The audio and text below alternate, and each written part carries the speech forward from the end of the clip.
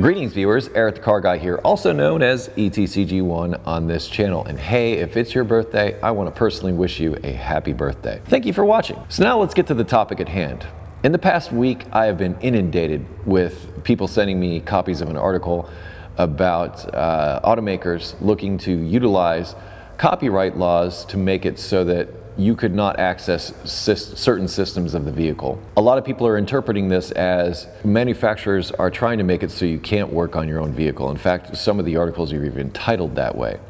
I don't believe that's necessarily true based on everything I've read. They're targeting something very specific, and they're using a copyright law called the DMCA, which is the Digital Millennium Copyright Act. I believe that came about in 1998 from what I read. And it's there to protect digital intellectual property from other people using it and profiting from it and that type of thing. But with that in mind, I don't believe that what they're going for is going to make it so that you can't do like a brake job on your car or change your spark plugs or anything like that. That's not what they're going for. What they seem to be going for is the digital side of things, and vehicles today heavily rely on digital systems. In fact, here's the statement that I'll read to you that they submitted to the Copyright Office. And what this is all about is, if you submit an exemption, and up to this point there's been an exemption to the law to allow for let's say tuners or whatever to access that information, or just aftermarket shops to access that computer information so that they can perform diagnostics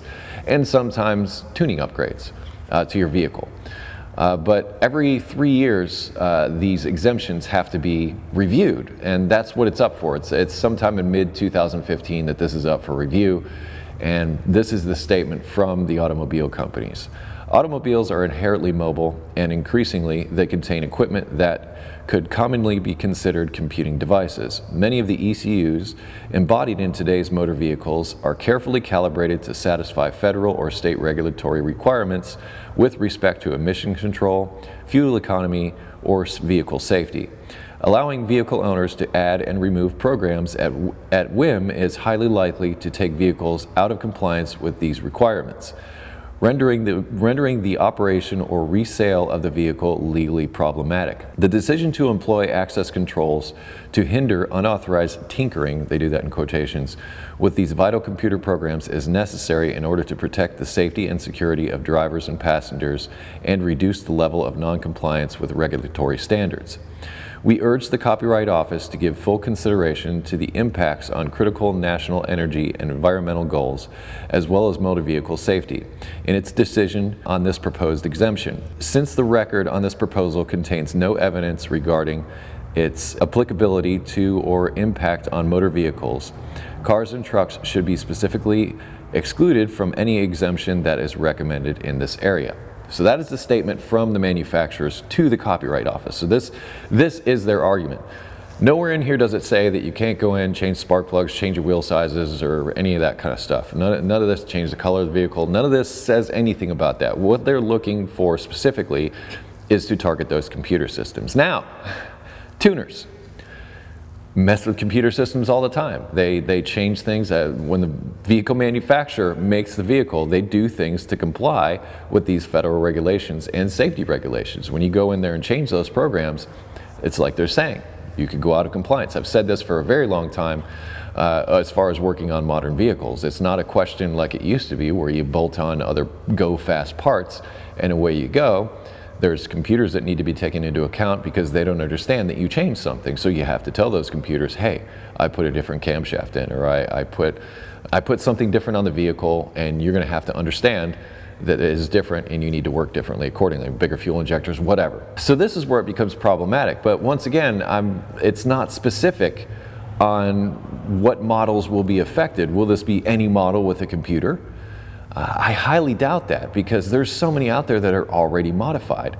This is the slippery slope here. And I had the privilege of sitting down with Pete Meyer from Motor Age magazine, who's a really smart guy, been in the automotive industry for a very long time, knows a lot about this stuff. My first reaction was about SEMA, and okay, SEMA wouldn't exist without the aftermarket and some of these tuning products and everything else. It would seriously affect them and adversely affect the manufacturers as well, because if the manufacturers work with the people in the aftermarket, they can make a better product. And that's where SEMA comes in. But when I sat down and talked to Pete Meyer, one of the things that he spoke to and explained to me was that there are those systems, like say for instance somebody goes in and changes the parameters for the brake system and the brake system fails. Who's liable in that case? Is that on the manufacturer? Because somebody else altered it from what the factory made it into. He brought up a lot of these points, even talking about vehicles that had collision damage. Whether or not that they were put back together to be in compliance with the safety features that the vehicle was designed to have.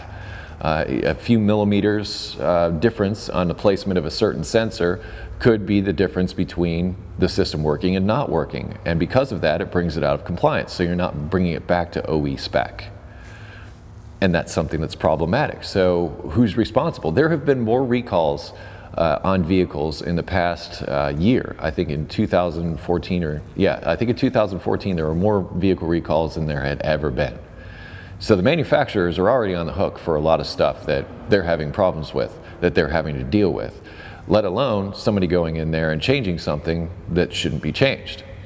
Now, I'm not saying, you know, don't modify your vehicles, don't make them cool, don't make them better, don't, you know, it's your vehicle. That's an argument. I also posted this to my social network, and one of the arguments that came up over and over again was, I bought the car, it's my vehicle, I can do with it what I want.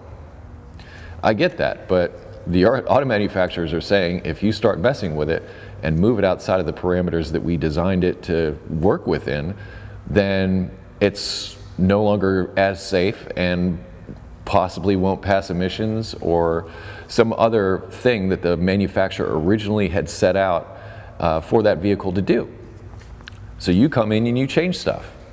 They don't like that idea, and once again, liability comes into this. But I just want it known that they're not going for, like I say, if you need to do a brake job or change tires or something of that nature, even though a lot of those systems, tire pressure sensors and things like that, are closely tied in. It's hard to say where they're going with this. It's hard to say where they'll end up with this.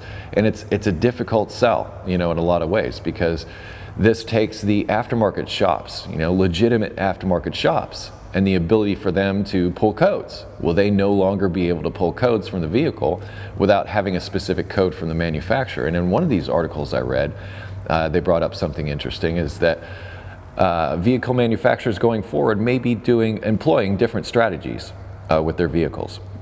Meaning that they'll sell you the vehicle, but say down the road you say, maybe I want a little more power out of that. Well, they can sell you a software update that will allow the vehicle to have more horsepower, or any number of things that they can alter.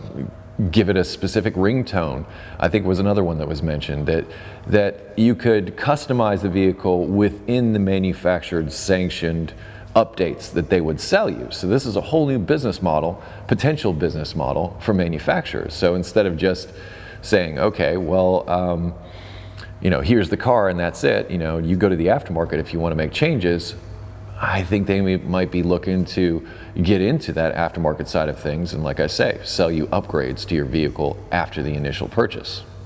Sort of interesting. It's kind of like navigation systems. In order to keep those up to date, you have to keep paying the manufacturer, you know, because roads get built, bridges get torn down, and detours get made. As those things happen, the program that the navigation system uses to operate is no longer accurate. So you need to do periodic updates. So would this be the same type of things with, you know, like I say, the vehicle behavior, the way it shifts, the way it does these things? Software updates get done to do repairs and fixes all the time. And if it's a dealer-only option, that sort of steers you directly in that direction. And as consumers, that's very unsettling that you no longer have the choice to take it to your favorite shop and have them perform the work. Instead, you have to go to the dealership, and you feel like you're over a barrel in a sense. And this is what I keep coming back to. I don't know what this applies to, how far it goes back. Is it just going to be 2015 model year and ahead, or 2016 and ahead, and they take the exemption away for those vehicles and let us play with everything before that? I don't know. I really don't. That's, you know, that, according to that statement, really hasn't been made clear, at least to me. That is, like I say, the DMCA And what that was set up to do is set up to protect intellectual property, particularly digital intellectual property. The vehicle manufacturers are using this, or are making the argument now. Like I say, this gets reviewed every 3 years. So this is happening now. In 3 years, it'll get reviewed again if it goes through, and basically the copyright people say, you can't really do that, manufacturers, you're going to have to live with the way things are. They'll be back in 3 years, I can guarantee you. Because they've looked at ways of trying to make their products proprietary. They look for ways to try to keep the reins on what people do. And I've said, like I said earlier in other videos, it's not the same modifying a modern vehicle as it is older vehicles. And a lot of the reason is because you have to go through and do some reprogramming in order to make things work as intended, if you want that increased performance. But it's an interesting argument, but I say, just don't freak out, don't panic. And I'm not saying everything will be okay, but do what you can to try to educate and understand yourself. I'll post links in the description to the articles that I've referenced in this video, and also whatever other information that I can possibly convey to you there. So check the description for further information. But yeah, I look forward to what you have to say on this, because I know this is a hot button topic, and I just want to put it out there that they're going after the computer systems. Now, yes, modern vehicles use computer systems for just about everything, locking and unlocking your doors. All that stuff basically runs through a computer now, and that changes things. And in this case, they're looking to copyright those software programs and things so that you can't go in there and alter those programs.